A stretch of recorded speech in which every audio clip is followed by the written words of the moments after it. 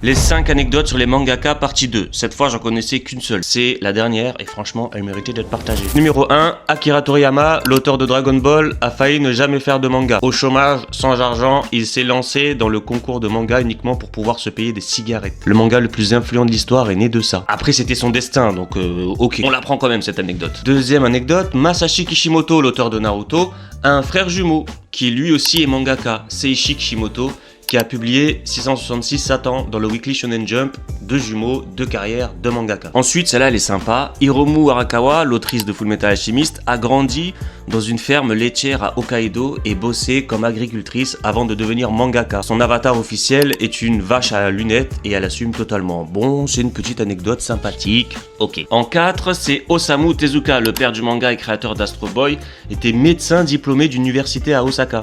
Il aurait pu être chirurgien. Sa mère lui a dit de faire ce qu'il aimait le plus et il a choisi le manga. Et ça a changé l'industrie. Merci madame, merci monsieur. Et la dernière anecdote, c'est la plus incroyable, c'est celle que je voulais partager avec vous. Peut-être que vous l'avez déjà entendue, mais je vous la partage. Tatsuki Fujimoto, donc l'auteur de Chainsaw Man, a créé sans le savoir une génération de mangaka de fou. Ses anciens assistants sur Fire Punch ont tous lancé leur propre série à succès. Spy Family, Hell's Paradise et Dan Da Dan.